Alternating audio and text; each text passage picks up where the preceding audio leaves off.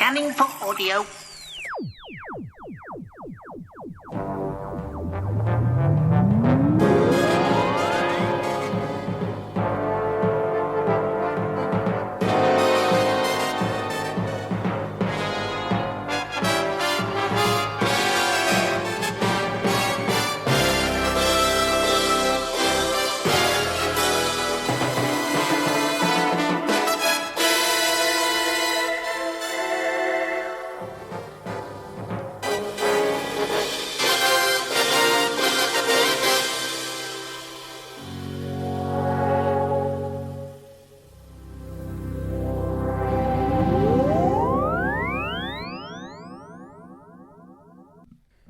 Welcome to a Tin Dog podcast, part of the second summer of Blake 7.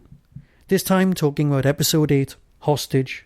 Ah yes, episode 8, 9, 10, 11, 12, 13, 5 episodes left, so don't be disheartened. For those of us of a certain disposition, and for that I mean, fans, this is, well, the John Abineri episode. Everyone likes John Abineri. He always puts in a good performance, regardless of whether his moustache is real or not. And yes, it opens with the attack on the Liberator.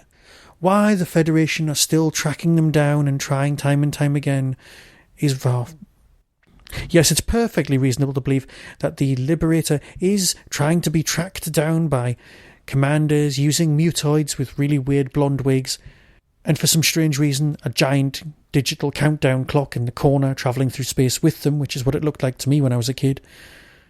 And I'm still not completely sure why they can withstand any attack unless it's from 3 ships at once. But that's not important, because you could always go up or down or across or left or right or change your direction, because you are in space after all. It's more like a submarine. Leave it. Shall I leave it? I think I'll leave it. Basically, the plot revolves around a hostage and a message from Travis. That's one end of your plot, but your other end of your plot, well, that's the attempt to track them down, to take out the Liberator, to destroy them. They've got force walls. They've just got a massively superior ship. And it's nice to see some continuity from the last episode. Using the decoder to unscramble messages works. But just like the original Enigma, you can't be seen to have the information. You have to let commentary be bombed. Oh, it's all got a bit dark, hasn't it? Moving on. There's a lot of lounging around and chatting in this story. In fact, much more than usual. You've got some great lines from Avon, but let's face it, you always have. Oh, and did I mention that Michael Keating, the guy who plays Vila, is actually going to this year's Hooverville 2016 as one of the guests? I literally can't wait. I am so looking forward to this. Yes, I will have to ask him questions about all the exciting walking he does. But this year's guest list is shaping up massively. Not just him, but of course, Tegan's going as well. So as well as the names you'll hear in the advert, you've got that. I have digressed, but forgive me for that. Janet Fielding, Michael Keating, a great lineup. Back to the chat. Aurak, of course, with his predictions and cotton wool inside plastic boxes. Well, that's just to be expected. You let those things go. So Travis has got someone important to Blake, and there will be chat. Lots and lots of chat.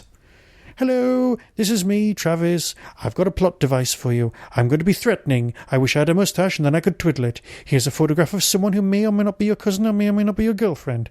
We'll get back to you on that one. She was important to you. Yeah, right. I, for one, can't see that getting any better or worse. Travis is using crimos, criminal psychopaths. Because that's what you always need.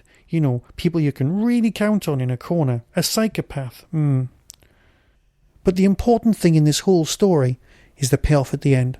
It does feel like so much more time's passed between this and the last episode. Because at the very end, you've got Servalan agreeing to list Travis as officially dead, just as long as he hunts Blake. What's all that about? Do you just override all of that trial court-martial nonsense? Yes, because it's Servalan and she can do that sort of thing. Now, the one thing that I do need to mention is at one point, they're all sat round having a quick drink. Now, obviously, it's a space drink, so it's blue. But this is weird, because it actually looks like poster paint. It looks like they've all been washing their brushes in a pot of water. Now, we've all done that. We've all been sat painting our Citadel miniatures and had a cup of tea to one side and ended up drinking from the water that you were washing your brushes in, rather than drinking from the cup of tea that somebody's brought and put next to you. That's what's happening here. It's also a completely off-topic chat.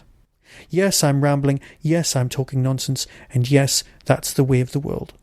It's not the strongest of stories, but, like I said at the beginning, it's got John Abineri, and that's never going to be a bad thing.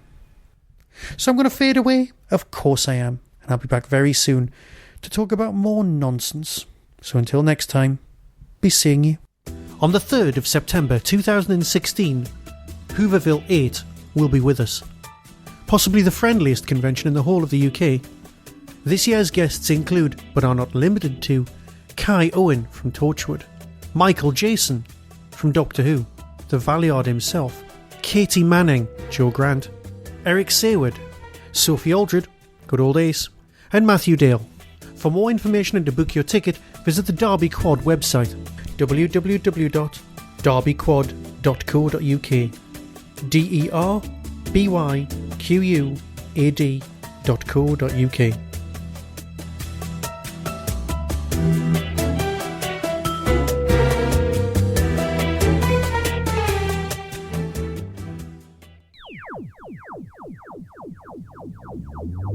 That was the Doctor Who Tin Dog Podcast, available on iTunes, YouTube, Twitter, RSS, Vimeo, and across the internet. Doctor Who and its associated properties are all copyright and trademark of the BBC.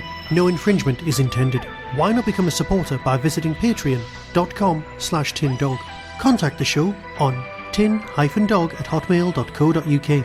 The Tin Dog Podcast is a founder member of the Doctor Who Podcast Alliance.